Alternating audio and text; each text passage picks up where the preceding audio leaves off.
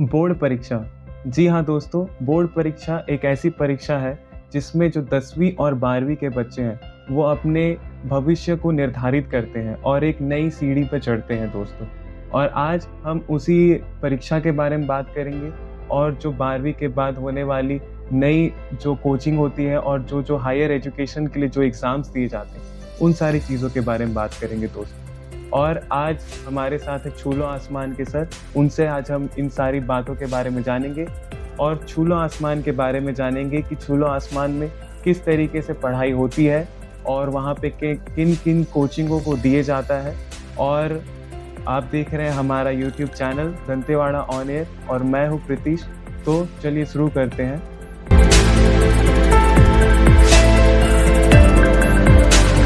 Sir पहले मैं आपका इंट्रो जानना चाहूँगा।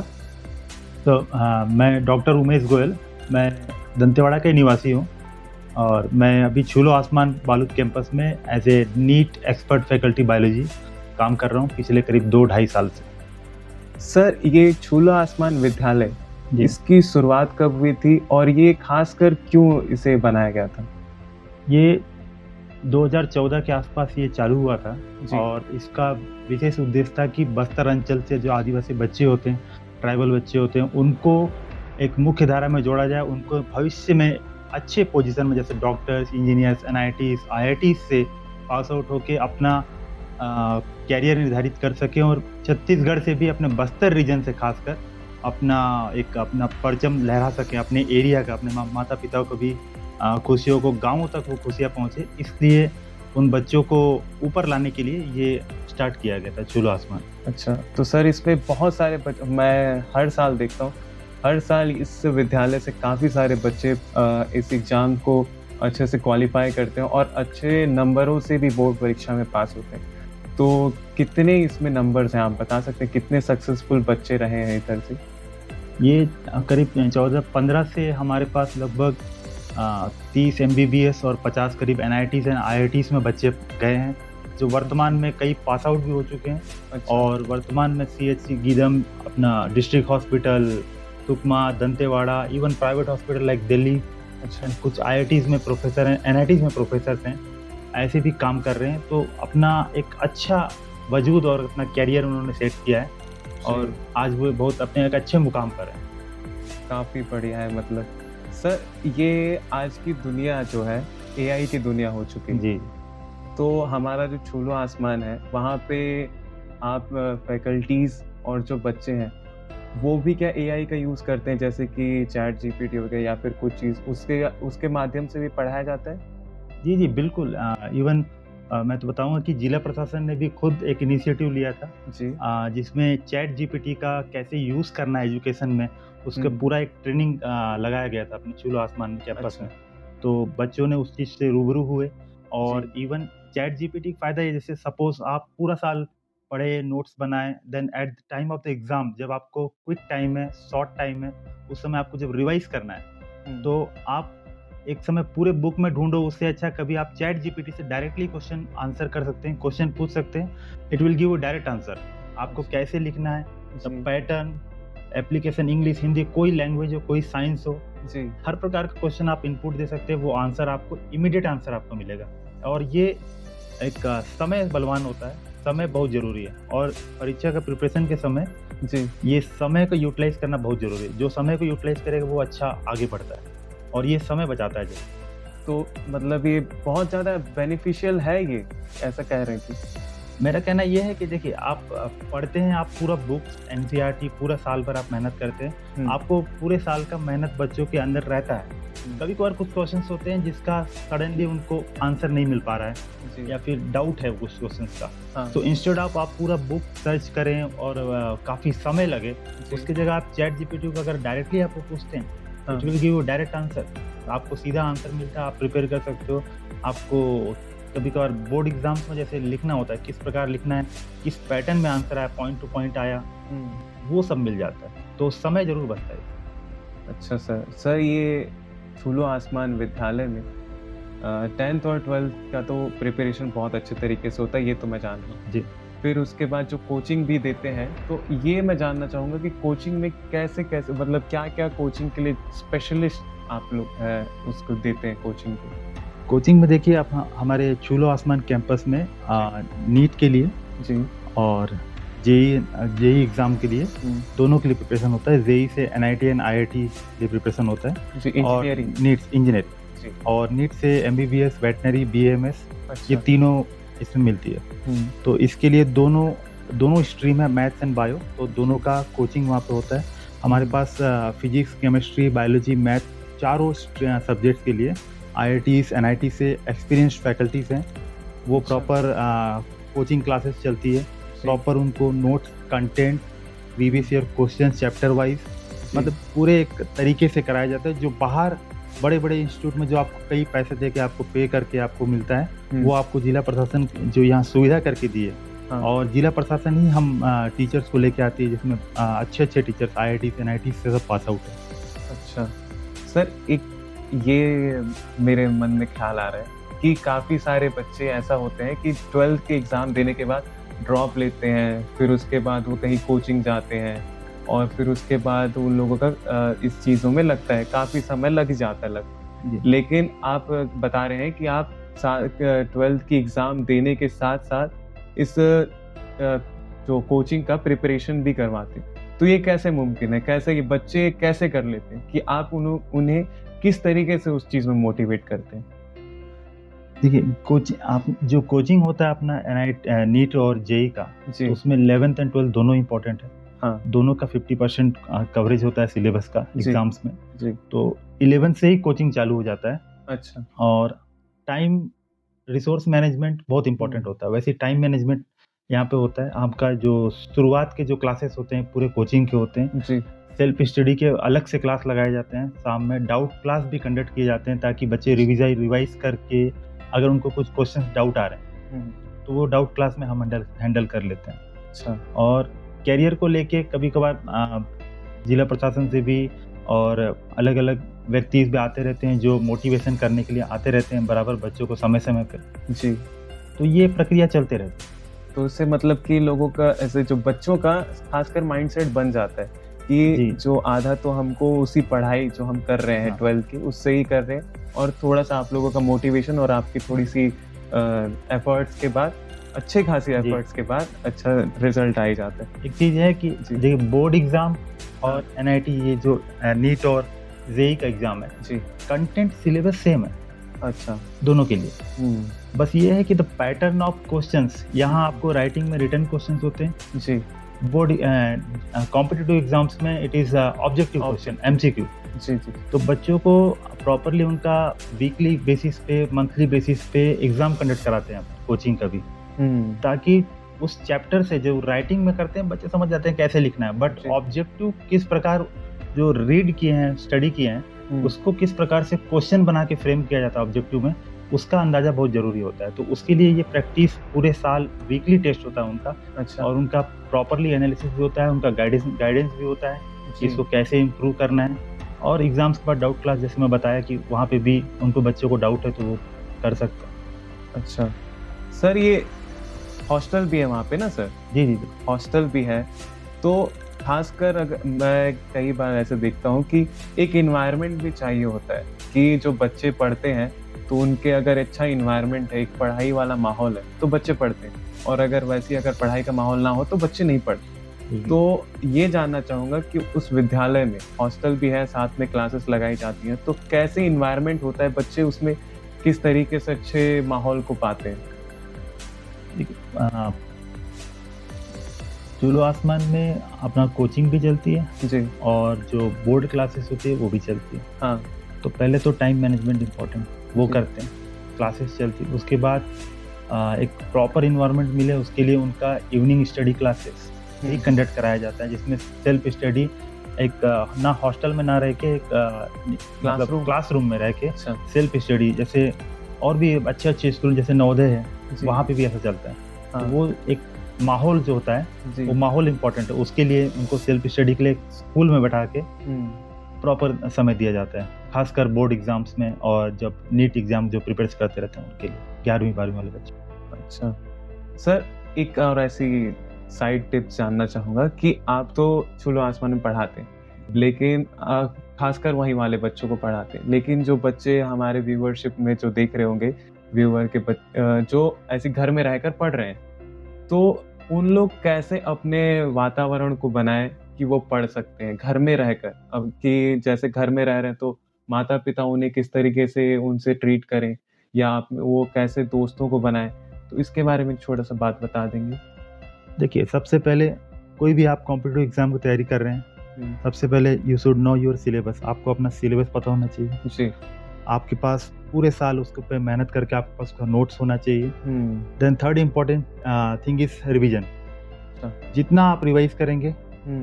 ब्रेन में वो उतना स्टोर होगा और कॉन्सेप्ट बिल्ड होगा। और अच्छा। कॉन्सेप्ट बिल्डिंग पे काम करना चाहिए। अच्छा। और साथ में उसके बाद मॉक टेस्ट बहुत ज़रूरी है। जैसे बोर्ड एग्ज़ाम में प्री बोर्ड होता है। जी, इसका जी, जी। प्राइमरीली जो मेन उद्देश्य है वही है कि बच्चे उसको अटेम्प्ट करें और मतलब उसका आइडिया फ़ील करें और कैसे लिखना है प्रिपरेशन करें, वो फ़ील देने के लिए होता है। जी, तो सही बात मॉक है। टेस्ट भी वैसे ही है। हुँ। मॉक टेस्ट देना ज़रूरी है। तो हाँ। ये पूरा सीक्वेंस को फ़ॉलो करना चाहिए कि पहले आप सिलेबस बनाएँ, हुँ। उसके बाद नोट्स बनाएँ, हुँ। फिर रिवीजन करें जी। Properly time to time. उनका एक शेड्यूल होना चाहिए। Discipline is very important. Time management, discipline. अगर आप कॉम्पिटिशन बहुत बढ़ गया आज के ज़माने में, जी, सही बात। तो कॉम्पिटिशन में आपको रहना है, यू शुड बी डिसिप्लिन। आपको डिसिप्लिन मेंटेन करना पड़ेगा, टाइम मैनेजमेंट करना पड़ेगा, रिवीजन करना पड़ेगा, क्वेश्चंस बनाने पड़ेंगे और मॉक टेस्ट फॉलो करना पड़ेंगे। हुँ। और घर में अगर आप प्रिपरेशन कर रहे हैं तो एक शांत रूम, शांत वातावरण जहाँ आप फोकस कर सको। हुँ। और कंटिन्यू स्टडी करने का भी ज़रूरत नहीं है। बीच-बीच में ब्रेक लेना भी बहुत इंपॉर्टेंट है, क्योंकि ब्रेन भी एक सैचुरेशन पॉइंट होता है, उसके बाद कवर नहीं करता, तो आपको बीच में एक ब्रेक लेना चाहिए। हुँ। शॉर्ट ब्रेक हो सकता है, बिल्कुल ऐसा लंबा ब्रेक नहीं, शॉर्ट जी। ब्रेक होगा। हाँ। और आप बीच में म्यूजिक भी सुन सकते हैं हल्का-सा, जी। To give a peace to your mind. हुँ। और टाइम मैनेजमेंट उस प्रकार आपको वो शेड्यूल आपको बनाना पड़ेगा। और पेरेंट्स भी उस चीज़ में उनको सहयोग करना चाहिए कि उनको एक कमरा रहे जहाँ पे वो अकेले बैठ के प्रिपेयर कर रहे हैं, जहाँ पे कोई किसी प्रकार का इंटरफेरेंस नहीं हो, क्योंकि उनका टाइम है, वो ब्रेक कब लेंगे उनको पता है। जी। लेकिन जब शांत वो बैठ के पढ़ रहे हैं, हुँ। उस समय डिस्टर्ब नहीं होना चाहिए, वो एक चीज़ है। और हमेशा पॉजिटिव एनर्जी से फील्ड होना चाहिए। आप जो प्रिपेयर कर रहे हैं, यू थिंक कि मैं राइट डायरेक्शन में जा रहा हूँ। हुँ। कभी आपको डाउट लगता है, ऑलवेज टेक करियर गाइडेंस ले लीजिए। डाउट है, डाउट पूछ लीजिए, डाउट सेशन ले लीजिए, हाँ। जो भी आपके टीचर्स हैं उनसे, और फोकस्ड रहिए। तो अभी तो हमने सारी चीज़ों के बारे में बात किया। मैं 12th वाले, खासकर 12th के बच्चों के बारे में हमने ज़्यादातर बात किया। तो मैं ये जानना चाहूँगा सर, ये जो 10th के बच्चे हैं, अभी 10th का एग्ज़ाम वो लोग देने वाले हैं, तो क्या उन लोगों को एक करियर काउंसलिंग की खासकर ज़रूरत होती है क्या? आपके हिसाब से मैं ये जानना चाहूँगा कि जो 10th क्लास के बच्चे हैं, वो अभी एग्ज़ाम देंगे और अच्छा एग्ज़ाम देंगे, ये मुझे आशा है। और फिर उसके बाद जैसे एग्ज़ाम देने के बाद उन लोगों को सब्जेक्ट चॉइस करने का सबसे बड़ा परेशानी होता है। मैं कई स्कूल्स में गया हूँ, बच्चों को अगर पूछा जाए कि आप कौन से सब्जेक्ट लेने वाले, तो वो कन्फ्यूज़ रहते हैं, मुझे क्या करना चाहिए, मुझे इस बारे में पता नहीं होता। तो क्या आपको लगता है कि करियर काउंसलिंग की ज़रूरत होनी चाहिए? 100% बिल्कुल। ये मैंने भी देखा है कई बार कि जी। बच्चे कोई आइडिया नहीं रहता है, उनको जो हाँ। दे दो वो ले लेते हैं, कभी-कभार ऐसा भी होता है। तो एक उनका एनालिसिस होते रहना चाहिए और टाइम टू टाइम, और एक करियर काउंसलिंग टाइप का कुछ होना चाहिए, जिस पे उस बच्चे का मेंटालिटी क्या है, उसका एप्टीट्यूड कैसा है, उसके आधार पर उसको, जैसे मैथ्स अच्छा है कि इट्स याद करने में अच्छा है, कोई चीज़ की सॉल्विंग एप्टीट्यूड ज़्यादा है, उस हिसाब से उसको गाइडेंस देना चाहिए कि आगे किस प्रकार की अपॉर्चुनिटीज़ हैं। जी। कि ये अगर आप लेते हो तो ये अपॉर्चुनिटी है, ये बन सकते हो, आप डॉक्टर बन सकते हो, नर्सिंग जा सकते हो, फार्मेसी में जा सकते हो, या फिर अगर आप मैथ्स ले रहे हो तो then NITs, IITs, engineering field में, आर्किटेक्चर, बहुत सारे ऑप्शंस हैं। जी। तो वो उनको एक आइडिया रहने से शायद it will be better for them कि राइट टाइम में उनको क्या चूज़ करना है, उनको एक आइडिया रहे। अच्छा, सही बात है कि जिससे अगर क्या मेंटली प्रिपरेशन भी मिल जाता है कि हाँ। क्या सोच के वो लिए हैं। हुँ। तो वो सामने जब वो 11th-12th में फिर कोचिंग करते हैं तो वो एक आइडिया रहता है कि मैं क्यों लिया हूँ, एंड वो हेल्प करता है प्रिपरेशन में। जी, क्योंकि सबसे पहली सीढ़ी तो 10th क्लास है कि 10th क्लास में अगर आपने एक बेस क्लियर, बिल्कुल। मतलब एक अच्छा सब्जेक्ट आपने चॉइस किया है, तो ही उसके बाद आप कुछ कर सकते हैं। हाँ। क्योंकि मैंने कई सारे बच्चों को देखा है कि वो, उन लोगों का इंटरेस्ट कहीं और होता है, लेकिन वो कुछ और सब्जेक्ट ले लेते हैं। ऐसे ही प्रेशर में, और फिर उन लोगों का ज़िंदगी एकदम ख़राब सा हो जाता है। वो जो अपना इंटरेस्ट होता है वो चीज़ को नहीं कर पाते। तो सर इसमें एक और चीज़ ये मैं जानना चाहूँगा कि बच्चे हैं, तो बच्चों में कुछ ऐसा होता है कि वो फ़ोकस नहीं कर पाते कभी भी कुछ चीज़ों पे। पढ़ाई ही करना है, ऐसा कई सारे बच्चे लोगों का माइंडसेट नहीं होता है। कभी-कभी वो डिस्ट्रैक्ट भी हो जाते हैं। जैसे कि आजकल फ़ोन हर बच्चों के पास है। जब से ये लॉकडाउन लगा है, हाँ। हर माँ-बाप को ऐसा लगा है कि फ़ोन बच्चों की ख़ासकर ज़रूरत है। तो माँ-बाप ने अपने बच्चों को फ़ोन दिया है, तो उस वजह से काफ़ी डिस्ट्रैक्शन भी हुआ है बच्चों को। तो वो बच्चे किस तरीके से उसको डील करें कि फ़ोन हाथ में होने के बावजूद भी आपने जैसा बताया कि एआई का यूज़ कर रहे हैं बच्चे। तो उसके साथ-साथ पढ़ाई के साथ-साथ वो डिस्ट्रैक्ट भी ना हो, तो इसके लिए क्या उन लोगों को अपनाना चाहिए? फ़ोन तो उसका दोनों पार्ट है, जैसे आपने बताया जी। कि एआई यूज़ करके देन मेटा एआई है व्हाट्सएप में भी बच्चे यूज़ करते हैं। इवन छूलो आसमान में मैंने कई बच्चे देखा है जो कभी-कभार ऑब्जेक्टिव क्वेश्चन सॉल्व करते नहीं समझ में आ रहा है, बन नहीं रहा है, फट से सर्च करके आंसर मिल जाता है उनको। जी। तो इसका एक बेनिफिट भी है, बट सोशल मीडिया ये सब तो फोकस रहना बहुत ज़रूरी है हमको। हाँ, आपको क्या करने के लिए आप वहाँ कोचिंग कर रहे हो, हुँ, आपको जैसे मैंने बताया कि अगर आपको करना है हाँ, तो आपको डिसिप्लिन रहना पड़ेगा जी, और फोकस रहना पड़ेगा। हुँ, आप डिस्ट्रैक्ट होगे, इसमें जैसे आपने बीच में बोला था कि दोस्तों का भी क्या रोल है, जी, तो ग्रुप सर्कल भी कुछ ऐसा ही होना चाहिए जो हाँ, फोकस रहने में हेल्प करे, जी, पॉजिटिव एनर्जी दे, हुँ, मोटिवेशन मिले। हुँ, ऐसे ही फ्रेंड सर्कल होना चाहिए। पेरेंट्स को भी फ़ोन्स दिए हैं तो पेरेंट्स भी ऑफ कोर्स वो भी मॉनिटर पूछते ही रहते हैं बच्चों को जी, कि यूज़ सही से हो रहा है कि नहीं हो रहा है। जी, सही बात। तो सही डायरेक्शन में यूज़ करें। अब इसके दोनों साइड तो है, हाँ, लेकिन फोकस रहना और डिसिप्लिन रहना जी, अपने उद्देश्य को लेके, क्योंकि ये अभी छोटे समय की खुशी है ये सब सोशल मीडिया ये सब। जी, लॉन्ग टर्म में जो आप जिसका कोचिंग करके आप आगे बढ़ना चाहते हैं, हुँ, उसके लिए अगर आप फोकस रहते हैं तो आगे बड़ी-बड़ी खुशी है। तो आपको जी, फोकस रहना ज़रूरी है। अगर बड़ी खुशी चाहिए हुँ। तो आज छोटी खुशी को छोड़ना पड़ेगा, फोकस रहना पड़ेगा। सर अभी मैं छूलो आसमान पे फिर से वापस आता हूँ कि छूलो आसमान हमारे दंतेवाड़ा का सबसे सक्सेसफुल स्कूल रहा है कि अगर बोर्ड एग्ज़ाम को लेके बात की जाए या फिर कि अगर अच्छे प्रिपरेशन के लिए बात की जाए, तो इसमें क्या क्राइटेरिया होता है? बच्चे अगर यहाँ पढ़ना चाहते हैं, तो यहाँ पे क्या क्राइटेरिया होता है कि बच्चे आ सकते हैं? यहाँ पे करंटली तो जो चल रहा है उसमें 9th क्लास में एंट्रेंस टेस्ट लिया जाता है। अच्छा। तो उसमें पूरे ज़िले से बच्चे आते हैं, अलग-अलग स्कूल से फॉर्म भराया जाता है। एक बात सर कि सिर्फ़ दंतेवाड़ा के ज़िले के बच्चे आते हैं या फिर छत्तीसगढ़ के कहीं के? नहीं, पूरे दंतेवाड़ा जिले के, अभी अच्छा। फिलहाल दंतेवाड़ा जिले के। जी, जी। ठीक है सर, फिर कंटिन्यू। तो उनका एक ऑब्जेक्टिव पैटर्न में टेस्ट लिया जाता है, एंट्रेंस टेस्ट। जी, फिर मेरिट बेसिस पे 80 बच्चे बॉयज़ कैंपस में, 80 बच्चे गर्ल्स कैंपस में अच्छा। लेते हैं बच्चों को।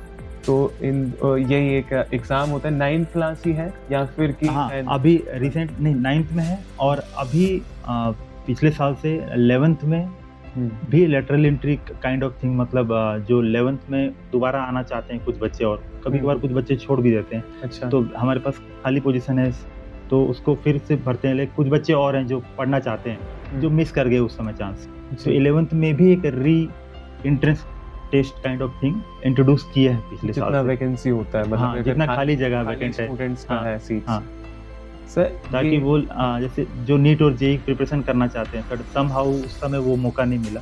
हुँ, तो और भी हमारे पास भी कोचिंग तो चलती ही रहती है, जी, तो वो एड अप होना चाहते हैं, इंटरेस्टेड हैं, जी, जी। तो उनको जिला प्रशासन बिल्कुल मौका देती है।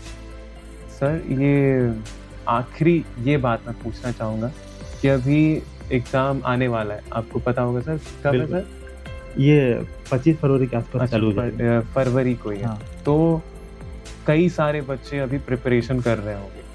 तो मैं आप एक टीचर के नाते आप हमारे सारे जो बच्चे देख रहे हैं, जो या पेरेंट्स देख रहे हैं, उन सारे लोगों को आप क्या बताना चाहेंगे कि किस तरीके से वो प्रिपेयर करें और क्या उन लोगों का एक माइंडसेट होना चाहिए कि वो अपने बोर्ड एग्ज़ाम को बहुत अच्छी रीति से दे पाएँ?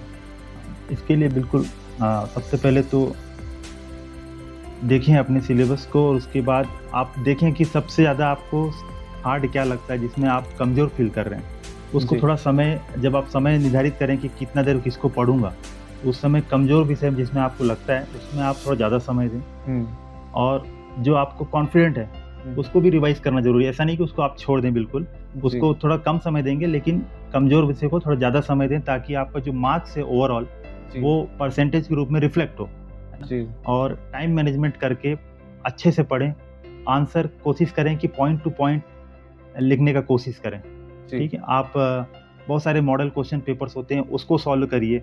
आपको प्रीवियस ईयर जो क्वेश्चन है, जो पिछले वर्षों में आए हुए क्वेश्चन हैं, जी, जी, और उनके आंसर्स भी होते हैं। आप देखिए कि किस प्रकार आंसर लिखा गया था, है ना?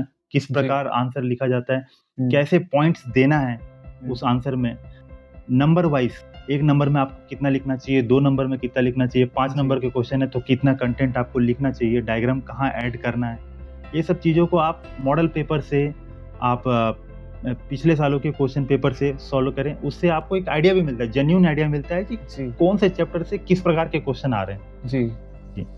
मैं एक और बात ऐड करना चाहूँगा इसमें कि आप अपने शिक्षकों के साथ भी संपर्क बनाए रखें कि उनसे भी जो भी डाउट्स होते हैं, उनसे कोई भी टीचर्स हों, उनसे बातचीत करते रहा कीजिए। कुछ भी डाउट्स हैं उनसे मिलके, उनसे फ़ोन में या फिर कहीं किसी भी तरीके से टीचर के साथ बातचीत भी करें और अच्छी रीति से इस बोर्ड एग्ज़ाम को प्रिपेयर करके अच्छे अंकों से पास हो पाएँ। तो इतना ही था आज के एपिसोड में। तो मैं सर का धन्यवाद करना चाहूँगा थैंक कि सर आए और इतनी अच्छी बातें की और मैं चाहूँगा कि छू लो आसमान जाकर भी उस विद्यालय को विज़िट करूँ और आपको दिखा सकूँ कि किस तरीके से कोचिंग दिया जाता है और कैसे-कैसे वहाँ पे सुविधाएँ हैं। तो आप देख रहे थे हमारा ये YouTube channel Dantewada on air. तो आपको अगर ये एपिसोड पसंद आया हुआ हो, तो आप हमारे वीडियो को लाइक कर सकते हैं, सब्सक्राइब करें और शेयर करें। और बस इतना ही दोस्तों, धन्यवाद।